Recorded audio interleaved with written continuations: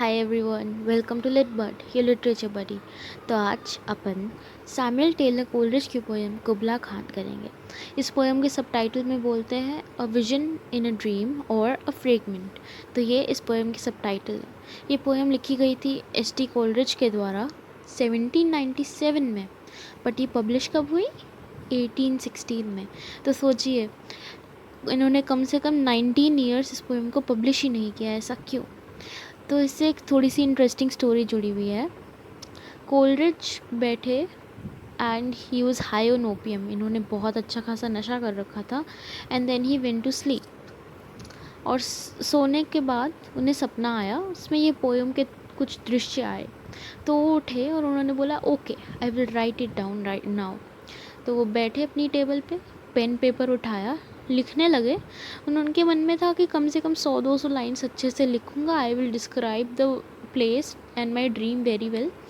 But उसी time पे कोई उनके गेट पे आया और नॉक नॉक। तो उन्हें छोड़ के जाना पड़ा। उसके बाद उन्हें वो ड्रीम याद ही नहीं रहा, क्योंकि अपन भी सपना भूल जाते हैं ना देख के। तो फिर ये पोएम 100-200 लाइन्स तो नहीं हो पाई, but it is still one of the best poems you can find in history. So इस पोएम के थ्रू कोलरिज ने लिमिटेशंस दिखाई है पोइट्री, बट ऑल्सो पोइट्री की पावर। तो Coleridge was such a nice poet. He knew how to inculcate both this qualities in one poem. कि poetry की power भी बताइए और उसकी लिमिटेशन भी एक ही पोएम में बताइए। सोचिए। तो अपन स्टार्ट करेंगे फर्स्ट आंसर से। In Xanadu did Kubla Khan a stately pleasure dome decree. Xanadu एक असली जगह का नाम है, कुबला खान एक असली इंसान का नाम है। तो उन्होंने लिखा कोलरिज ने, ज़ैनडू में कुबला खान ने एक स्टेटली प्लेजर डोम, मतलब एक बहुत ही बड़ा समर पैलेस, एक बहुत ही सुंदर और बड़ा पैलेस, खुद के प्लेजर पैलेस, मतलब जो खुद के प्लेजर के लिए बनाया गया, खुद की सेटिस्फैक्शन के लिए बनाया गया, उन्होंने बनवाया। तो सोचिए ऐसा कि है ना, कोलरिज बैठे हैं टेबल पे, उनके आसपास उनके मिनिस्टर्स, और वो बोल रहे हैं अच्छा ऐसा ऐसा ऐसा ऐसा चाहिए मुझे, तुम I don't know how you will make it, but you will have to make it. तो फिर उन्होंने स्टार्ट किया बोलना कि मुझे कैसा जगह चाहिए। Where Alph the sacred river ran through caverns measureless to man down to a sunless sea. Where Alph, Alph एक रिवर का नाम है, बट ये असली में रिवर नहीं है। इसको एक ग्रीक रिवर एल्फस से अपन रिलेट कर सकते हैं, but elf independently is not it is not a river.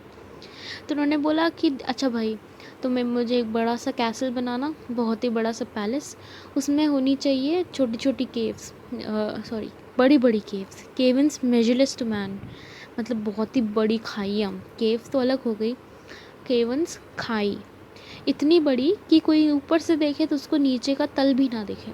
सोचिए कितनी बड़ी खाई होगी। डाउन टू अ सनलेस सी। और वो जो एल्फ रिवर है वो इन केवंस के थ्रू निकलती हुई एक सनलेस सी। सनलेस सी कैसे होगी भाई? सनलेस सी मतलब वो सी जिसको सन पेनिट्रेट ही ना कर पाए, जो इतनी ज़्यादा गहरी हो। Down to a sunless sea. So twice 5 miles of fertile ground.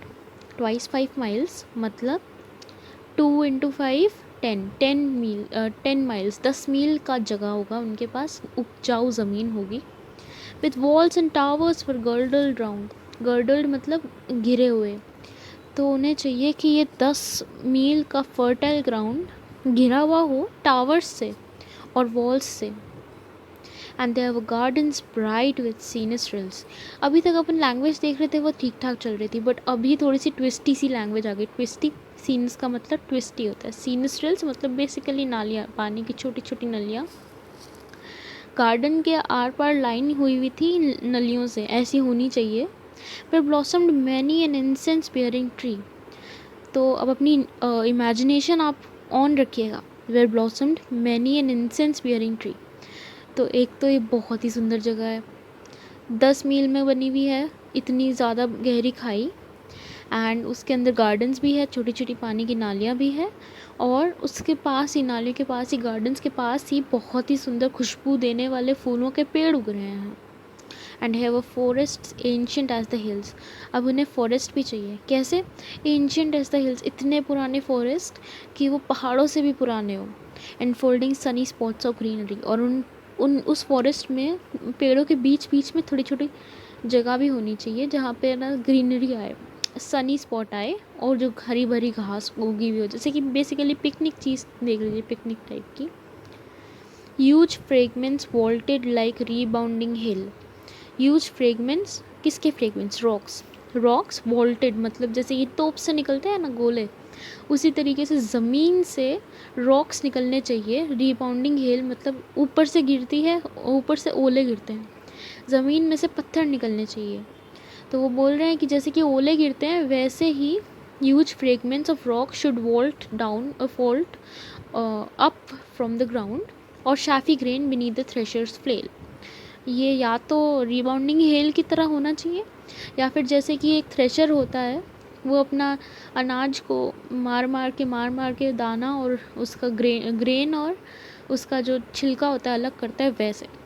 And mid these dancing rocks at once and ever it flung up momently the sacred river। और साथ साथ में ये जो रॉक्स है ना, फ्रेगमेंट्स, इसके साथ साथ में जो ज़मीन से निकल रहे हैं उसके साथ साथ में रिवर भी, उसका पानी भी ऐसे टंग टंग निकलना चाहिए। अब सोचिए कुबला खान ने कितनी रिक्वेस्ट रख दी उसके मिनिस्टर्स के सामने। अब वो किंग, उसकी तो बात माननी पड़ेगी उसके मिनिस्टर्स को। चलिए सेकेंड स्टैंजा कंटिन्यू करते हैं। But oh, that deep romantic chasm which slanted down the green hill athwart a sedan cover। Deep romantic chasm, अब यहाँ पे थोड़ी सी टोन चेंज हो गई है। It slanted down the green hill athwart a sedan cover। Deep romantic chasm का मतलब पानी की एक झील जो slanted मतलब टेढ़ी होकर डायगनली चल रही है पहाड़ के नीचे से। ग्रीन हिल कैसे होगी? ग्रीन मतलब पेड़ों से ढकी हुई। किस टाइप के पेड़ों से? सेडान के पेड़ों से। तो सोचिए एक हिल है, ठीक है, नीचे जा रही है। बचपन में अपन ने बहुत पेंटिंग्स बनाई है उसमें कि पहाड़ बनाए, पहाड़ के बीच बीच में से क्या बनाई अपन ने? झरने और झीलें। तो वैसे ही एक ग्रीन हिल के बीच में से सेडान कवर होगा, उस पे सेडान के ट्रीज, उस पे से निकल रही है एक झील। अ सैवेज प्लेस, सैवेज मतलब बहुत ही सुंदर और बहुत ही पुरानी, पौराणिक। As holy and enchanted as ever beneath a waning moon was haunted। अब इसमें टोन बहुत ही चेंज हो गई है। शुरू में कितना मज़ा आ रहा था, ब्लॉसमिंग इंसेंस बियरिंग ट्री, और अब क्या हो गया है? Holi and enchanted, वेनिंग moon, haunted, ये सब क्या हो रहा है देखते हैं। होली एंड एन्चांटेड का मतलब, एक होली का मतलब तो होता है पूजनीय, एन्चांटेड मतलब मेजमराइजिंग, मंत्र मुग्ध करने वाला। As ever beneath the waning moon, तो ये प्लेस, सोचिए कि अब सीन चेंज हो गया, रात हो गई है, बड़ा सा फुल मून है स्काई में, ये सेडान कवर से इसी पे मून लाइट पड़ रही है, और थोड़ा सा हॉन्टेड सा सीन हो गया है। फॉरेस्ट में अगर अकेले रात को जाएंगे तो उसमें आपको भी डर लगने लगेगा। By woman wailing for her demon lover, एक औरत दिखी आपको जो बहुत ही ज़्यादा चिल्ला रही है, रो रही है, for her demon lover, for her lover who is a demon, जो मतलब उसको छोड़ के चला गया, राक्षसों वाला काम किया उसने। And from this chasm with ceaseless turmoil seething, इस काज्म से, इस झील से सीजलेस टर्मोइल, सीजलेस मतलब जो स्टॉप नहीं हो सकती, can't be stop. Turmoil, turmoil का मतलब गोल गोल गोल गोल। Seething as if this earth in fast thick pants were breathing. तो अब वो चाहते हैं कुबला खान की ऐसा भी लगना चाहिए कि रात का टाइम है, वुमन डीमन लवर ये सब तो होगा ही, प्लस ऐसा लगना चाहिए अर्थ ब्रीथ कर रहा है, मतलब ऊपर नीचे हल्का हल्का सा रिल्स सी बननी चाहिए। As if this earth in fast thick pants were breathing, मतलब कि अर्थ जैसे कि भाग भाग के थक गई है और एक जगह रुकी हुई है और ब्रीथ कर रही है, ऊपर नीचे हो रही है। अ mighty fountain momentarily was forced, mighty fountain फिर आ गया, फाउंटेन पहले तो सिर्फ रॉक्स का था, अभी फाउंटेन हो गया अलग से। फाउंटेन के लिए क्या चाहिए होता है? अभी के फाउंटेन्स के लिए तो अपन को चाहिए होता है मैकेनिकल चीज़ें, इलेक्ट्रॉनिक, बट उस टाइम में उसने बोला कि भाई मुझे तो फाउंटेन चाहिए ग्राउंड से, मुझे नहीं पता तुम कैसे बना, बट बनाना है। Amid whose swift in half intermediate burst 5 miles meandering with a mazy motion। Amid host swift half intermittent burst 5 miles meandering with a mazy motion तो ये फिर से अर्थ की बात हो रही है। हाफ इंटरमीडिएट बर्स्ट, तो मतलब ऊपर नीचे उसकी सांस ऊपर नीचे हो रही है। 5 miles meandering with a mazy motion through wood and dale the sacred river ran। wood और डेल मतलब उस फॉरेस्ट के थ्रू ही वो सेक्रेड रिवर चल रही है। देन रीच्ड केवर्न्स मेजलेस्ट मैन, तो सोचिए वो रिवर निकली पहाड़ से आई नीचे झील के थ्रू वो गई। अब वो अर्थ जो ब्रीथ कर रहा था उससे मतलब ऊपर नीचे हो रहा था। एंड देन फॉरेस्ट के थ्रू होके वो आई केवंस मेजरलेस टू मैन। अब फर्स्ट स्टैंजा पे याद कीजिए, उसने बोला था caverns measureless to man down to a sunless sea, तो वही केवंस आ गए हैं। And sank in tumult to lifeless ocean, वही सनलेस सी, लाइफलेस मतलब जिसमें ज़्यादा जान नहीं लग रही क्योंकि इतना गहरा है किसी को पता भी नहीं चल रहा कितना गहरा है। And mid this tumult, Kubla heard from far ancestral voices prophesizing war। अब तो टोन एकदम ही चेंज हो गई है। वॉर प्रोफेसाइज मतलब उसको चाहिए कि ये कासल ऐसा हो, ये पैलेस ऐसा हो जिससे उसको अपने एंसेस्टर्स तक की आवाज़ सुनाई दे। वो अपने मिनिस्टर से एक्सपेक्ट कर रहा है, भाई आप ऐसा कासल बनाओ, ऐसा पैलेस बनाओ जहाँ से मुझे इतना पुराना टाइम भी याद आने लगे। अब कुबला खान बोलते हैं कि shadow of the dome of pleasure. Shadow of the dome of pleasure मतलब जो उसकी शैडो होगी पैलेस की, floated midway on the waves. पानी के एकदम पास होना चाहिए वो पैलेस, इतना कि उसकी शैडो वाटर पे गिरे। Where was heard the mingled measure from the fountain and the caves. जहाँ से मेजर मतलब सॉन्ग या फिर आवाज़, मिंगल्ड मेजर जहाँ पे वो खड़ा हो। पैलेस के बालकनी में कुबला खड़ा है, उसको दिख रहा है कि पैलेस के शैडो गिरी हुई है वाटर पे, और उसको आवाज़ें आ रही है फाउंटेन्स की जो उसके पैलेस में है। ज़मीन से निकल रहा है पानी, वैसा फाउंटेन्स। एंड द केव्स जो इतनी गहरी खाइयाँ। It was a miracle of a rare device and a sunny pleasure dome with caves of ice. कितना अच्छा लिखा है यहाँ पे कोलरिज ने, it was a miracle of rare device. Miracle of rare device मतलब जो इम्पॉसिबल था उसको पॉसिबल कर दिया उसके मिनिस्टर्स ने।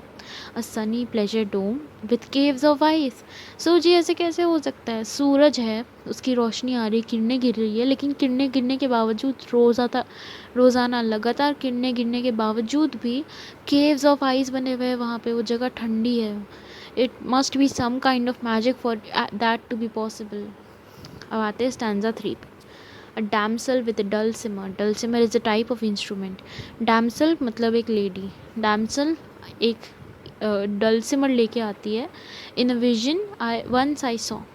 अब देखिए फर्स्ट में थोड़ी सी वॉइस चीयरी थी, ठीक है, टोन पोएम की। सेकंड स्टैंजा में थोड़ी सी ग्लूमी सी हो गई और अग्रेसिव थ्रिलिंग हो गई वॉइस। अभी थर्ड स्टैंजा में अपन फिलोसॉफिकल वॉइस देखेंगे कोलरिज की। Damsel with a dulcimer in a vision once I saw. Coleridge एक विजन देखा उन्होंने जिसमें एक औरत आई अपना इंस्ट्रूमेंट, अपना डल सिमर लेके। It was an Abyssinian maid. Abyssinian is a country. It was an Abyssinian maid, जैसे कि अपन इंडियन है तो वैसे ही Abyssinian maid. And on her dulcimer she played. उनके डुल्सिमर पे उन्होंने प्ले किया singing of Mount Abora. Mount Abora एक माउंटेन है ऑब्वियसली, जिसके बारे में उस डैम्सल ने गाना बजाया अपने डुल्सिमर पे। Could I revive with in me her symphony and the song. Coleridge बोलते कि काश मैं वो वापस रिलिव कर पाता, उसको रिवाइव कर पाता, उसको वापस सुन सकता या सुना सकता, उसकी सिम्फनी, उसकी आवाज़, उसकी मेलेडी और उसके सॉन्ग को। To such a deep delight it would win me. काश मैं ऐसा कर सकता तो मुझे बहुत अच्छा लगता। That with music loud and long I would build that dome in the air, that sunny dome. That with music loud and long मतलब वो बैकग्राउंड में वही उस डैम्सल का गाना चलाते और वो किला बनाते, वो पैलेस बनाते एयर में, हवा में। दैट सनी डोम, फिर से याद करते कि वो डोम सनी है। Even with the caves of ice it is sunny, those caves of ice. And all who heard should see them there and all should cry beware beware. अब वो बोलते हैं कि जो भी वहाँ पे देखेंगे उस डोम को एयर में उड़ता हुआ, वो मतलब थोड़े शॉक हो जाएंगे और देखेंगे जो भी उस गाने को सुनेंगे वो ऊपर हवा की तरफ देखेंगे, एयर पे देखेंगे, आसमान की तरफ देखेंगे और उस पैलेस को देखेंगे और बोलेंगे बी वेयर, ज़ोर ज़ोर से चिल्लाएंगे, his flashing eyes, his floating air. अब ये या तो कुबला खान हो सकता है या फिर कोलरिज हो सकता है, but from what I have understood in this poem, Coleridge ने अपने आप पे ये पोएम ले लिया थर्ड स्टांजा में। His flashing eyes, his floating hair, so he looks like a maniac hair, मतलब पागल सा लग रहा है। तो ये जो his flashing eyes, his floating air, ये विलेजर्स ने बोला है कोलरिज के बारे में, मतलब कोलरिज अब खुद की बात कर रहे हैं, खुद को थर्ड पर्सन में रेफर कर रहे हैं। देखिए फर्स्ट पर्सन से थर्ड पर्सन कितना जल्दी हो गया। I would build that dome in air से आ गए his flashing eyes, his floating hair, weave a circle round in thrice. तो मतलब अब सोचिए विलेजर्स खड़े हैं नीचे, ऊपर हवा में देख रहे हैं, वहाँ पे एक इंसान मतलब ज़मीन पे खड़े खड़े वो हवा में डोम बना रहा है और उसके बाल उड़ रहे हैं हवा में, उसकी आंखें एकदम चमक रही है। We a circle round him thrice, मतलब उसके आसपास, उसके अराउंड एक सर्कल बना हुआ है 3 बार, मतलब उसको ट्रेस किया हुआ है। एंड मतलब वो बोलते हैं कि उस इंसान के पास जाओ, उसके 3 चक्कर लगाओ एंड देन अपनी आंखें बंद करो विथ होली थ्रेड, मतलब डर से, होली थ्रेड मतलब सोचिए कि किसी ने अटेन किया निर्वाणा, अब उससे नॉर्मल इंसान, अब उसका तेज इतना बड़ा हो गया है, उसका जो रेडिएशन है, रेडिएट कर रहा है वो लाइट इतनी तेज़, तो उससे अपनी आंखें अपने आप बंद हो जाएगी। होली ड्रेड मतलब एक सर्टेन स्टेज रीच करने के बाद का ड्रेड, डर, मतलब उस टाइम आप आंखें खुली नहीं रख सकते जब आप किसी ऐसे से मिलते हैं जिसका तेज, जिसका ऑरा इतना ज़्यादा बड़ा हो। And close your eyes with holy dread, for he on honeydew hath fed. He is fed on honeydew. उसने अमृत पी लिया है, honeydew is Amrit, and drunk the milk of paradise. उसने वो अटेन कर लिया है जो normal humans only can dream of attaining. अब देखिए कोलरिज कहाँ से कहाँ आ गए। शुरुआत तो हुई थी ज़ैनडू कुबला खान और आका आ गए milk of paradise. Milk of paradise is अमृत as well. He is high on milk of paradise. So this was Kubla Khan. Thank you for listening. Please tell me how you liked the explanation. Follow my channel for more such poems. Tell me which poems you want me to do next. Follow me on Instagram, The Litbird. मैं वहाँ पे रोज़ post करती हूँ. And also check out my website for notes and stuff, thelitbird.com. Bye bye. Have a good day.